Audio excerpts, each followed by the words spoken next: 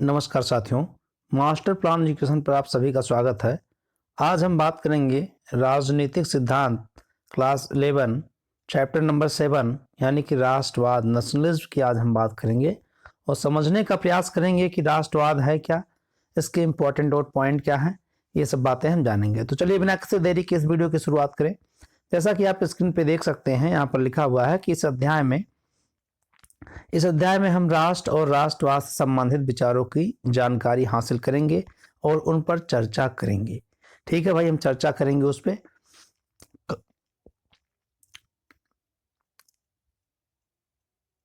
जी, तो हम किस पे चर्चा करेंगे? हम राष्ट्र और राष्ट्रवाद पे जो है चर्चा करेंगे और संबंधित विचारों की जानकारी भी हासिल करेंगे और उन पर चर्चा करेंगे। हमारे लिए जो है वहां पर समझने का अधिक महत्व नहीं है कि राष्ट्रवाद जो है, यहाँ पर बता रहे हैं कि हमारे लिए यहाँ यह समझने का अधिक महत्व नहीं है कि राष्ट्रवाद का उदय क्यों हुआ और इससे जुड़े कार्य क्या हैं, बल्कि हमारे लिए राष्ट्रवाद के बारे में सावधानी पूर्वक सोचना और इसके साथ इसमें निहित अधिकारों और आकांक्षाओं की परख करना महत्वपूर्ण होगा। इस अध्याय के अध्ययन मनन से हम क्या क्या जानेंगे? यहाँ पॉइंट मेंशन है, राष्ट्र और राष्ट्रवाद की अवधारणा को समझेंगे। सेकेंड पॉइंट हम समझेंगे राष्ट्रवाद की शक्ति और सीमाओं को स्वीकार करने, और थर्ड पॉइंट समझेंगे कि राष्ट्र लोकतंत्र एवं राष्ट्रवाद के बीच संबंध सुनिश्चित करने की जरूरत को स्वीकार करने में समर्थ हो सकेंगे। ये सब महत्वपूर्ण बातों को हम समझेंगे। आइए नेक्स्ट पैसेज पे मूव करते हैं। राष्ट्रवाद का परिचय। सबसे पहले हम जानते हैं कि राष्ट्रवाद क्या है। राष्ट्रवाद का परिचय यहाँ आप देख सकते हैं। राष्ट्रवाद शब्द के प्रति आम समझ क्या है? अगर मोटे तौर पर जनता की राय लें तो हम इस सिलसिले में देशभक्ति, राष्ट्रीय ध्वज, देश के लिए बलिदान जैसी बातें सुनेंगे। दिल्ली में गणतंत्र दिवस की परेड भारतीय राष्ट्रवाद को बेजोड़ प्रतीक है। यह प्रतीक सत्ता और शक्ति के साथ विविधता की भावना भी प्रदर्शित करता है। कई लोग इस विविधता को भारतीय राष्ट्र से जोड़ते हैं, लेकिन अगर हम गहराई में जानने की कोशिश करें तो पाएंगे कि राष्ट्रवाद की सुस्पष्ट और सर्वमान्य परिभाषा करना आसान नहीं है। इसका यह महत्व नहीं है कि हमें अपना प्रयास छोड़ देना चाहिए। राष्ट्रवाद का अध्ययन करना इसलिए जरूरी है कि वैश्विक मामलों में यह बहुत ही महत्वपूर्ण भूमिका निभाता है। पिछले 2 शताब्दियों के दौरान राष्ट्रवाद एक ऐसे सम्मोहक राजनीतिक सिद्धांत के रूप में उभरता है जिसने इतिहास रचने में योगदान किया है। इसने उत्कट निष्ठाओं के साथ साथ गहरे विदेशों को भी प्रेरित किया है। इसे जनता को जोड़ा है तो विभाजित भी किया है। इसने जो है अत्याचारी शासन से मुक्ति दिलाने में मदद की है, तो इसके साथ यह विरोध, कटुता और युद्ध का कारण भी रहा है। आम साम्राज्य और योद्धाओं के ध्वज को ध्वस्त होने का भी यह कारण रहा है। राष्ट्रवादी संघर्षों ने राष्ट्र और साम्राज्य की सीमाओं के पुनर्निर्धारण में योगदान किया है। आज भी दुनिया का एक बड़ा भाग विभिन्न राज्यों में बटा हुआ है। हालांकि राष्ट्रों की सीमाओं को पुनर्संयोजन की प्रक्रिया अभी खत्म नहीं हुई और मौजूदा राष्ट्र के अंदर भी अलगाववादी संघर्ष आम बात है। राष्ट्रवाद कई चरणों से गुजर चुका है। उदाहरण के लिए 19वीं शताब्दी के यूरोप में इसमें कई छोटी छोटी रियासतों के एकीकरण से बृहत्तर राष्ट्र व राज्य की स्थापना की मांग प्रशस्त किया। आज के जर्मनी और इटली का गठन एक एकीकरण और सुदृढ़ीकरण की इसी प्रक्रिया के जरिए हुआ था। आगे यहाँ पर बता रहे हैं कि लातिनी अमेरिका में बड़ी संख्या में नए राज्य भी स्थापित किए गए थे। राज्य की सीमाओं के सुदृढ़ीकरण के साथ स्थानीय निष्ठाएं और बोलियां भी उत्तरोत्तर राष्ट्रीय निष्ठाओं एवं सर्वमान्य जनभाषाओं के रूप में विकसित हुई। नए राष्ट्र के लोगों ने एक नई राजनीतिक पहचान अर्जित की, जो राष्ट्र राज्य की सदस्यता पर आधारित थी। पिछली शताब्दी में हमने देश को सुदृढ़ की ऐसी ही प्रक्रिया से गुजरते देखा, लेकिन राष्ट्रवाद बड़े बड़े साम्राज्यों के पतन में हिस्सेदारी भी रहा है। यूरोप में 20वीं शताब्दी के आरंभ में ऑस्ट्रियाई, हंगेरियाई और रूसी साम्राज्य तथा इनके साथ एशिया और अफ्रीका में ब्रिटिश, फ्रांसीसी, डच और पुर्तगाली साम्राज्य के विघटन के मूल में राष्ट्रवाद ही था। भारत और अन्य पूर्व उपनिवेशों के औपनिवेशिक शासन में स्वतंत्र होने के संघर्ष भी राष्ट्रवादी संघर्ष थे। ये संघर्ष विदेशी नियंत्रण से स्वतंत्र राष्ट्र राज्य स्थापित करने की आकांक्षा से प्रेरित थे। नेक्स्ट पैसेज पे हम मूव करते हैं, यहाँ पर और देखते हैं क्या है और बातें। राष्ट्रों की जो है सीमाएं, राष्ट्रों की सीमाओं के पुनर्निर्धारण की प्रक्रिया अभी जारी है। 1960 के दशक से ही सीधे तौर पर सुस्थिर राष्ट्र राज्य भी कुछ समूह या अंचलों द्वारा उठाई गई राष्ट्रवादी मांगों का सामना करते रहे हैं। इन मांगों से पृथक राज्य की मांग भी शामिल है। आज दुनिया के अनेक भागों में हम ऐसे राष्ट्रवादी संघर्षों को देख सकते हैं जो मौजूदा राष्ट्रों के अस्तित्व के लिए खतरे पैदा कर रहे हैं।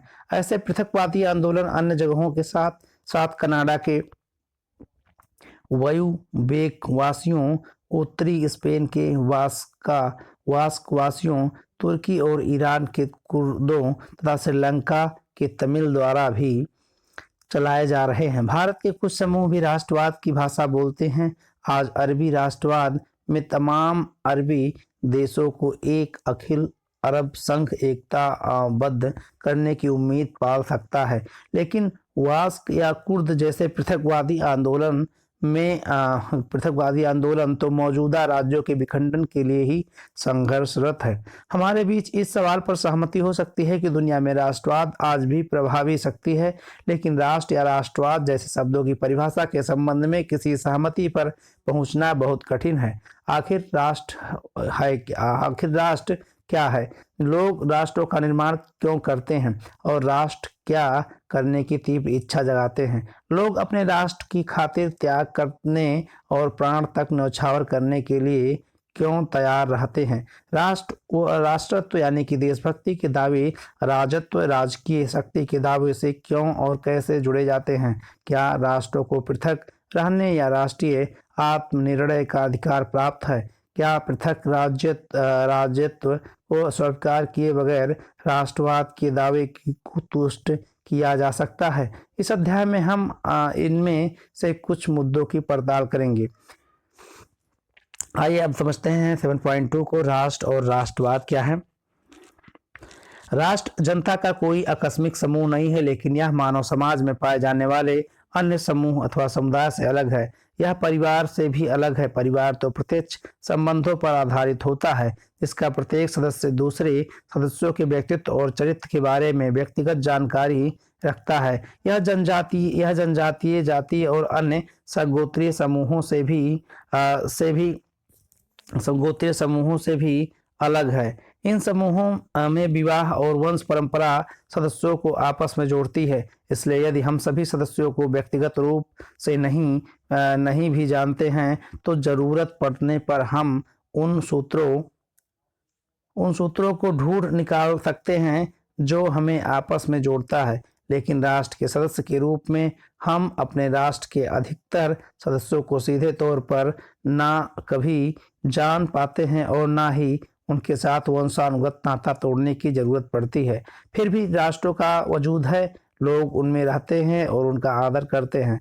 आमतौर से यह माना जाता है कि राष्ट्रों का निर्माण ऐसे समूह द्वारा किया जाता है जो कुल या भाषा अथवा धर्म या फिर जातीय जैसी कुछ एक निश्चित पहचान का सहभागी होता है, लेकिन ऐसे निश्चित विशिष्ट गुण वास्तव में हैं ही नहीं जो सभी राष्ट्रों में समान रूप से मौजूद हों।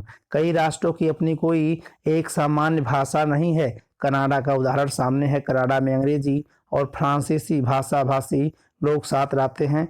भारत में भी अनेक भाषाएं हैं जो विभिन्न क्षेत्रों में और भिन्न भिन्न समुदायों द्वारा बोली जाती हैं। बहुत से राष्ट्रों में उनको जोड़ने वाली कोई सामान्य धर्म भी नहीं है। नस्ल या कुल जैसी अन्य विशिष्टताओं के लिए भी यही कहा जा सकता है। तब वह क्या है जो राष्ट्र का निर्माण करता है? राष्ट्र बहुत हद तक एक काल्पनिक समुदाय होता है जो अपने सदस्यों के सामूहिक विश्वास, आकांक्षा और कल्पना के सहारे एक सूत्र में बंधा होता है। यह कुछ खास मान्यताओं पर आधारित होता है जिन्हें लोग उस समय समुदाय के लिए गढ़ते हैं, जिसमें से वे अपनी पहचान कायम करते हैं। आइए हम राष्ट्र के बारे में लोगों की कुछ मान्यताओं को पहचानें और समझने की कोशिश करें। साझे विश्वास। साझा विश्वास क्या है, इसको हम देखते हैं। पहला, राष्ट्र विश्वास के जरिए बनता है। राष्ट्र पहाड़, नदी या भवनों की तरह नहीं होती जिन्हें हम देख सकते हैं और जिनको स्पर्श महसूस कर सकते हैं। वे ऐसी चीजें भी नहीं हैं जिनका लोगों के विश्वास में स्वतः अस्तित्व हो। किसी समाज के लोग को राष्ट्र की संज्ञा देना उनके शारीरिक विशेषताओं या आचरण पर टिप्पणी करना नहीं है। यह समूह के भविष्य के लिए सामूहिक पहचान और दृष्टि का प्रमाण है जो स्वतंत्र राजनीतिक अस्तित्व का आकांक्षी है। इस मायने में राष्ट्र की तुलना किसी टीम से की जा सकती है। जब हम टीम की बात करते हैं तो हमारा मतलब लोगों के ऐसे समूह से है जो एक साथ काम करते या खेलते हैं, और इससे भी ज्यादा जरूरी है कि वे स्वयं को एकीकृत यहाँ देख सकते हैं, स्वयं को एकीकृत मानते हैं। अगर वे अपने बारे में इस तरह नहीं सोचते तो एक टीम की उनकी हैसियत जाती रहेगी और वे खेलने या काम करने वाले महज अलग अलग व्यक्ति रह जाएंगे। एक राष्ट्र का अस्तित्व तभी कायम रहता है जब उसके सदस्यों को यह विश्वास हो कि वे एक दूसरे के साथ हैं। इतिहास, अब इसका जान लेते हैं क्या है इतिहास के बारे। दूसरा, जो लोग अपने को एक राष्ट्र मानते हैं उनके भीतर अपने बारे में बहुधा अस्थायी ऐतिहासिक पहचान की भावना होती है। यानी राष्ट्र खुद को इस रूप में देखते हैं जैसे वे बीते अतीत के साथ साथ आगत भविष्य को समेटे हुए हैं। देश की अस्थायी पहचान का खाका प्रस्तुत करने के लिए साझी स्मृतियां, किंवदंतियां और ऐतिहासिक अभिलेख की रचना के जरिए अपने लिए इतिहास बोध निर्मित करते हैं। इसी प्रकार भारत के राष्ट्रवादियों ने यह दावा करने के लिए एक सभ्यता के बतौर भारत का लंबा और अटूट इतिहास रहा है, और यह सभ्यता मूलक निरंतरता और एकता भारतीय राष्ट्र की बुनियाद है। देश की प्राचीन सभ्यता और सांस्कृतिक विरासत तथा अन्य उपलब्धियों का साक्ष्य प्रस्तुत किया। उदाहरण स्वरूप नेहरू ने अपनी किताब डिस्कवरी ऑफ इंडिया में लिखा, हालांकि बाहरी रूप से लोगों में विविधता और अनगिनत विभिन्नताएं थीं, लेकिन हर जगह एकात्मकता की वह जबरदस्त छाप थी जिसने हमें युगों तक साथ जोड़े रखा, चाहे हमें जो भी राजनीतिक भविष्य या दुर्भाग्य झेलना पड़ा हो। भूक्षेत्र की अगर हम बात करें तो यहाँ पर तीसरा पॉइंट है। तीसरा, बहुत सारे राष्ट्र की पहचान एक खास भौगोलिक क्षेत्र से जुड़ी है। किसी खास भूक्षेत्र पर लंबे समय तक साथ साथ रहना और उससे जुड़ी साझे अस्तित्व की यादें लोगों को एक सामूहिक पहचान का बोध देती हैं। ये उन्हें एक होने का एहसास भी देती हैं। इसलिए यह आश्चर्यजनक नहीं है कि लोग स्वयं को एक राष्ट्र के रूप में देखते हैं, एक गृह भूमि की बात करते हैं। ये लोग जिस भूक्षेत्र पर अपना अधिकार जमाते हैं, जिस जगह रहते हैं, उस पर अपना दावा पेश करते हैं और उसे बहुत महत्व देते हैं। राष्ट्र अपनी गृह भूमि का विभिन्न तरीकों से बखान करते हैं। जैसे कोई इसे मातृभूमि या पितृभूमि कहता है तो कोई पवित्र भूमि। उदाहरण के लिए यहूदी लोग ने अपने इतिहास में ज्यादातर समय दुनिया के विभिन्न हिस्सों में बिखरे फैले रहने के बावजूद हमेशा दावा किया कि उनका मूल गृह स्थल फिलिस्तीन है, उनका स्वर्ग है। भारतीय राष्ट्र की पहचान भारतीय उपमहाद्वीप की नदियों, पर्वतों, अंचलों से है। चूंकि एक ही भूक्षेत्र पर एक से अधिक समूह का दावा हो सकता है, लिहाजा गृह भूमि की आकांक्षा दुनिया भर में संघर्ष का एक बड़ा कारण रही है। साझे राजनीतिक आदर्श क्या है, इसको समझने का प्रयास करते हैं। नेक्स्ट पॉइंट, साझे राजनीतिक आदर्श।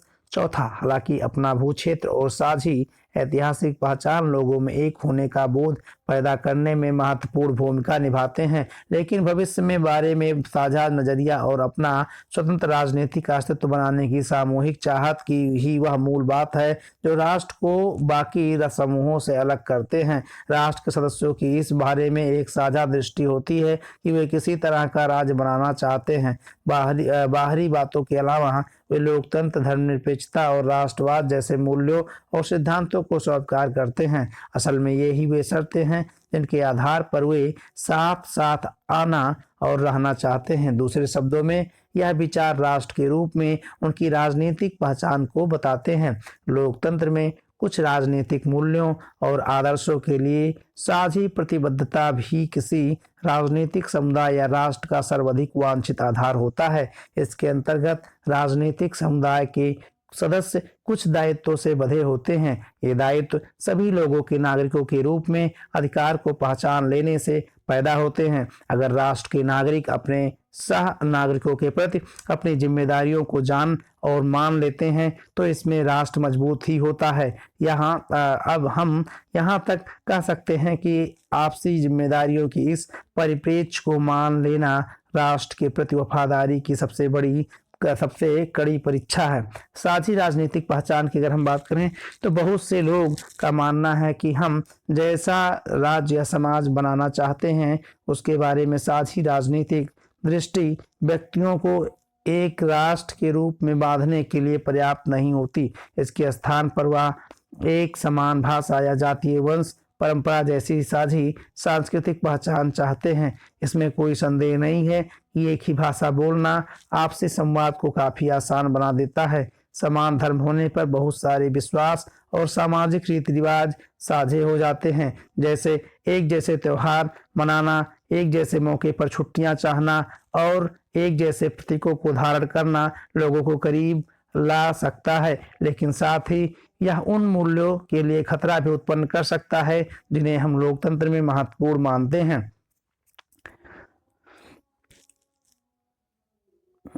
राष्ट्र इसके दो जो है कारण और देख लेते हैं नेक्स्ट पॉइंट पे। पिछले पॉइंट पे हमने देख लिया है, आप देख सकते हैं यहाँ पर महत्वपूर्ण मानते हैं। नेक्स्ट पेज पे हम लोग बढ़ते हैं, यहाँ पर आप देख सकते हैं राष्ट्रवाद को हम पढ़ रहे हैं, चैप्टर नंबर जो है NCERT क्लास 11 राजनीतिक सिद्धांत। अब यहाँ पर हम देखते हैं क्या पूरी बातें बताई जा रही हैं। यहाँ पर लिखा हुआ है, आप देख सकते हैं कि इसके दो कारण हैं। एक तो यह कि दुनिया के सभी बड़े धर्म अंदरूनी तौर से विविधता से भरे हुए हैं। वे अपने समुदाय के अंदर चलने वाले संवाद के कारण ही बने हैं और बढ़े हैं। परिणाम स्वरूप धर्म के अंदर बहुत से पंथ बन जाते हैं और धार्मिक ग्रंथों और नियमों की उनकी व्याख्या काफ़ी अलग अलग होती है। अगर हम इन विभिन्नताओं की अवहेलना करें और एक समान धर्म के आधार पर एक पहचान स्थापित कर दें तो आशंका है कि हम बहुत ही वर्चस्ववादी और दमनकारी समाज का निर्माण कर देंगे। दूसरा कारण यह है कि अधिकतर समाज सांस्कृतिक रूप से विविधता से भरे हैं। एक ही भूक्षेत्र में विभिन्न धर्म और भाषाओं के लोग साथ साथ रहते हैं। किसी राज्य की सदस्यता की शर्त के रूप में किसी खास धार्मिक या भाषाई पहचान को आरोपित कर देने से कुछ समूह निश्चित रूप से शामिल होने से रह जाएंगे। इसमें शामिल नहीं किए गए समूह की धार्मिक स्वतंत्रता बाधित होगी या राष्ट्रीय भाषा नहीं बोलने वाले समूहों की हानि होगी। दोनों स्थितियों में समान बर्ताव और सबके लिए स्वतंत्रता के उस आदर्श में भारी कटौती होगी जिसे हम लोकतंत्र में अमूल्य मानते हैं। इन्हीं कारणों से यह बेहतर होगा कि राष्ट्र की कल्पना राजनीतिक शब्दावली में की जाए, न कि सांस्कृतिक पदों में। इसका मतलब यह है कि लोकतंत्र में किसी खास धर्म जो है नस्ल या भाषा से संबद्ध की जगह एक मूल्य समूह के प्रति निष्ठा की जरूरत होती है। इस मूल्य समूह को देश के संविधान का भी दर्जा में भी दर्ज किया जा सकता है। ऊपर कुछ स्थितियों की पहचान की गई है जिनके जरिए राष्ट्र अपनी सामूहिक पहचान को व्यक्त करते हैं। हमने यह भी देखा कि क्यों लोकतांत्रिक राज्य इस पहचान को साझे राजनीतिक आदर्शों के आधार पर गढ़ते हैं। लेकिन एक महत्वपूर्ण प्रश्न अनुचरित रह गया है कि आखिर लोग खुद को राष्ट्र के रूप में क्यों निरूपित करते हैं। विभिन्न राष्ट्रों की कुछ आकांक्षाएं क्या हैं, आगे के दो खंडों में हम इस प्रश्न पर विचार करने की कोशिश करेंगे। नेक्स्ट पॉइंट आप दोस्तों, राष्ट्रीय आत्मनिर्णय बाकी सामाजिक समूहों से सामाजिक समूहों से अलग राष्ट्र अपना शासन अपने आप करने और अपने भविष्य को तय करने का अधिकार चाहते हैं। दूसरे शब्दों में वे आत्मनिर्णय का अधिकार मांगते हैं। आत्मनिर्णय के अपने दाव में राष्ट्र अंतर्राष्ट्रीय समुदाय से मांग करता है कि उसके पृथक राजनीतिक इकाई या राज्य के दर्जों को मान्यता और स्वीकार्यता की जाए। अक्सर ऐसी मांग उन लोगों की ओर से आती है जो एक लंबे समय से किसी निश्चित भूभाग पर साथ साथ रहते हैं आए हैं और जिनमें सही साझी पहचान का बोध हो। कुछ मामलों में आप निर्णय के ऐसे दावों के एक स्वतंत्र राज्य बनाने की उस इच्छा से जुड़ी होते हैं। इन दावों का संबंध किसी समूह की संस्कृति की संरक्षा से होती है।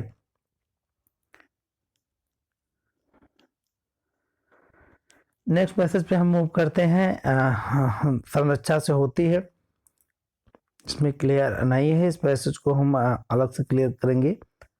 नेक्स्ट जी, यहाँ पर 1.2 दूसरी तरफ के बहुत से दावे 19वीं सदी के यूरोप के सामने आए हैं। उस समय एक संस्कृति एक राज्य की मान्यता ने जोर पकड़ा। परिणाम स्वरूप पहले विश्व युद्ध के बाद राज्यों के पुनर्व्यवस्था में एक सांस्कृतिक एक राज्य के विचार को आजमाया गया, यानी कि एक सांस्कृतिक राज्य के विचार को आजमाया गया। वर्साय की संधि से बहुत छोटे छोटे और 9 स्वतंत्र राज्यों का गठन हुआ, लेकिन उस समय उठाई जा रही आत्मनिर्णय की सभी मांगों को संतुष्ट करना वास्तव में असंभव था। इसके अलावा एक संस्कृति एक राज्य की मांग को संतुष्ट करने से राज्यों की सीमाओं में बदलाव हुई। इसके सीमाओं के एक ओर से दूसरी ओर बहुत बड़ी जनसंख्या का विस्थापन हुआ। इसके परिणाम स्वरूप लाखों लोग अपने घरों से उजड़ गए और उस जगह से उन्हें बाहर धकेल दिया गया जहां पीढ़ियों से उनका घर था। बहुत सारे लोग सांप्रदायिक हिंसा के भी शिकार बने। अलग अलग सांस्कृतिक समुदायों को अलग अलग राष्ट्र राज्य मिले, इसे ध्यान में रखकर सीमाओं को बदला गया। इस कोशिश के कारण मानवजात को भी भारी कीमत चुकानी पड़ी। इस प्रयास के बावजूद यह सुनिश्चित करना संभव नहीं हो सका कि नवगठित राज्यों में केवल एक ही नस्ल के लोग रहे। वास्तव में अधिकतर राज्यों की सीमाओं के अंदर एक से अधिक नस्ल और संस्कृति के लोग रहते थे। छोटे छोटे समुदाय राज्य के अंदर अल्पसंख्यक थे और अक्सर नुकसानदेह स्थितियों में रहते थे। इस विकास का सकारात्मक पहलू यह था कि उन बहुत सारे राष्ट्रवादी समूहों को राजनीतिक मान्यता प्रदान की गई जो स्वयं को एक अलग राष्ट्र के रूप में देखते हैं और अपने भविष्य को तय करने तथा अपना शासन स्वयं चलाना चाहते थे। लेकिन राज्यों के भीतर अल्पसंख्यक समुदायों की समस्या ज्यों की त्यों बनी रही। जब एशिया एवं अफ्रीका औपनिवेशिक प्रभुत्व के खिलाफ संघर्ष कर रहे थे, तब राष्ट्रीय मुक्ति आंदोलन ने राष्ट्रीय आत्मनिर्णय के अधिकार की भी घोषणा की थी। राष्ट्रीय आंदोलन का मानना था कि राजनीतिक स्वाधीनता राष्ट्रीय समूह की सम्मान एवं मान्यता प्रदान करेगी और साथ ही वहां के लोगों के सामूहिक हितों की रक्षा भी करेगी। अधिकांश राष्ट्रीय मुक्ति आंदोलन राष्ट्र के लिए न्याय, अधिकार और समृद्धि हासिल करने के लक्ष्य से प्रेरित थे। हालांकि यहाँ भी प्रत्येक सांस्कृतिक समूह, जिनमें से कुछ पृथक राष्ट्र होने का दावा करते थे, के लिए राजनीतिक स्वाधीनता तथा राज्य सत्ता सुनिश्चित करना लगभग असंभव साबित हुआ। इस क्षेत्र के अनेक देश आबादी की देशांतरण सीमाओं पर युद्ध और हिंसा की चपेट में आते रहे। इस प्रकार हम उन राष्ट्र राज्यों को विरोधाभासी स्थिति में पाते हैं जिनमें संघर्षों की बदौलत स्वाधीनता प्राप्त की, लेकिन अब वे अपने भू क्षेत्रों में राष्ट्रीय आत्मनिर्णय के अधिकार की मांग करने वाले अल्पसंख्यक समूहों का विरोध कर रहे हैं। वस्तुतः आज दुनिया की सारी राज सत्ताएं इस दुविधा में फंसी हैं कि आत्मनिर्णय के आंदोलन से कैसे निपटा जाए और इसने राष्ट्रीय आत्मनिर्णय के अधिकार पर सवाल खड़े कर दिए हैं। बहुत से लोग यह महसूस करने लगे हैं कि समाधान नए राज्यों के गठन में नहीं वरन वर्तमान राज्यों को अधिक लोकतांत्रिक और समतामूलक बनाने में है। समाधान यह सुनिश्चित करने में है कि यहाँ पर आप देख सकते हैं जी हाँ, सुनिश्चित करने में है कि अलग अलग सांस्कृतिक और स्थानीय पहचान के लोग देश में समान नागरिक और साथियों की तरह एक सह अस्तित्व रह सकें। यह न केवल आत्मनिर्णय के नए दावों के उभार से पैदा होने वाली समस्याओं के समाधान के लिए वरन मजबूत और एकताबद्ध राज्य बनाने के लिए जरूरी होगा। जो राज्य अपने शासन में अल्पसंख्यक समूहों के अधिकारों और सांस्कृतिक पहचान की कद्र नहीं करता, उसके लिए अपने सदस्यों की निष्ठा प्राप्त करना मुश्किल होता है। राष्ट्र और बहुलवाद की बात अगर हम करें, यहाँ पर राष्ट्रवाद और बहुलवाद, एक संस्कृति एक राज्य के विचार को त्यागते ही यह जरूरी हो जाता है कि ऐसे तरीकों के बारे में सोचा जाए जिसमें विभिन्न सांस्कृतिक और समुदाय एक ही देश में फले फूल सकें। इस लक्ष्य को पाने के लिए ही अनेक लोकतांत्रिक देशों ने सांस्कृतिक रूप से अल्पसंख्यक समुदायों की पहचान को स्वीकार करने और संरक्षित करने के उपाय को शुरू किया। भारतीय संविधान में धार्मिक, भाषाई और सांस्कृतिक अल्पसंख्यकों की संरक्षा के लिए विस्तृत प्रावधान है। विभिन्न देशों में समूह को जो अधिकार प्रदान किए हैं उनमें शामिल है: नंबर 1, अल्पसंख्यक समूहों और उनके सदस्यों की भाषा, सांस्कृतिक एवं धर्म के लिए संवैधानिक संरक्षा के अधिकार। कुछ मामलों में इन समूहों की विधायी संस्थाओं और अन्य राजकीय संस्थाओं में प्रतिनिधित्व का अधिकार भी होता है। इन अधिकारों को इस आधार पर न्यायोचित ठहराया जा सकता है कि ये अधिकार इन समूहों के सदस्यों के लिए कानून द्वारा समान व्यवहार एवं सुरक्षा के साथ ही समूह की सांस्कृतिक पहचान के लिए भी सुरक्षा का प्रावधान करते हैं। इसके अलावा इन समूहों को राष्ट्रीय समुदाय के एक अंग के बतौर भी मान्यता देनी होती है। इसका मतलब यह है कि राष्ट्रीय पहचान को समावेशी नीति से परिभाषित करना होगा जो राष्ट्र राज्य के तमाम सदस्यों की महत्व और अद्वितीय योगदान को मान्यता दे सके। हालांकि यह उम्मीद की जाती है कि समूहों को मान्यता और संरक्षा प्रदान करने से उनकी आकांक्षाएं संतुष्ट होंगी। फिर भी हो सकता है कि कुछ समूह पृथक राज्य की मांग पर अडिग रहें या विरोधाभासी भी प्रतीत हो सकता है कि जहां दुनिया में भूमंडलीकरण का दौर जारी है, वहीं राष्ट्रीय आकांक्षाएं अभी भी बहुत सारे समूह और समुदायों को उद्वेलित कर रही हैं। ऐसी मांगों से लोकतांत्रिक ढंग से निपटने के लिए यह जरूरी है कि संबंधित देश अत्यंत उदारता एवं दक्षता का परिचय दे। कुल मिलाकर राष्ट्रीय आत्मनिर्णय के अधिकार को आमतौर पर इस रूप में समझा जाता है कि इसमें राष्ट्रीयताओं के लिए स्वतंत्र राज्य का अधिकार भी सम्मिलित है, लेकिन यह नामुमकिन है कि प्रत्येक राष्ट्रीय समूह को स्वतंत्र राज्य प्रदान किया जाए। साथ ही यह संभवतः अवांछनीय भी होगा। यह ऐसे कृत्यों के राज्यों के गठन की ओर ले जा सकता है जो आर्थिक और राजनीतिक दक्षता की दृष्टि से बेहद छोटे हों और इससे अल्पसंख्यक समूहों की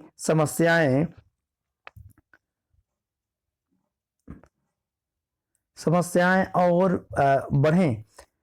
अधिकार की यह पुनर्व्याख्या की जाती है। इसका मतलब है राज्य के भीतर किसी राष्ट्रीयता के लिए कुछ लोकतांत्रिक अधिकार की स्वीकृति है।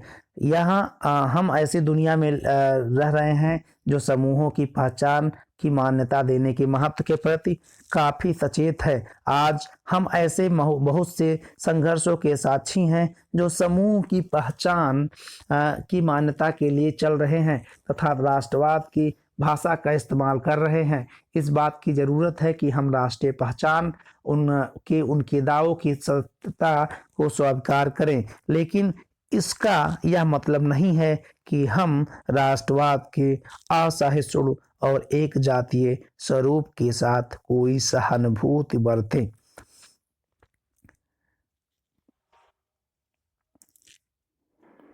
यहाँ आप देख सकते हैं एक राष्ट्रवाद पर रविन्द्रनाथ ठाकुर जी की जो है व्यू है, मतलब इनके विचार हैं। आगे हम बढ़ते हैं और जो है आप इसको पढ़ लीजिएगा अपने बुक से, जो कि यहाँ स्पष्ट है ना, इसलिए मैं नहीं पढ़ा रहा हूँ। प्रश्नावली है उनसे संबंधित इस चैप्टर से राष्ट्रवाद किस प्रकार जो है भावी सामूहिक संबद्धता से अलग है। तमाम ऐसे क्वेश्चन है जिसको हम एक एनसीईआरटी के अलग जो सीरीज चलाएंगे उसमें जो है कवर करेंगे।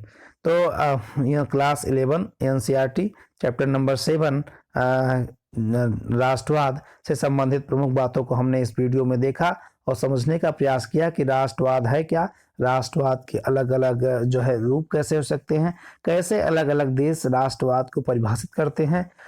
ये इन सब बातों को हमने देखने और समझने का जो है प्रयास किया। मुझे आशा और विश्वास है कि ये वीडियो कहीं न कहीं आपके लिए हेल्पफुल होगा। इसी आशा और विश्वास के साथ अपने साथी MP यानी मास्टर प्लान को दीजिए इजाजत। तब तक के लिए नमस्कार।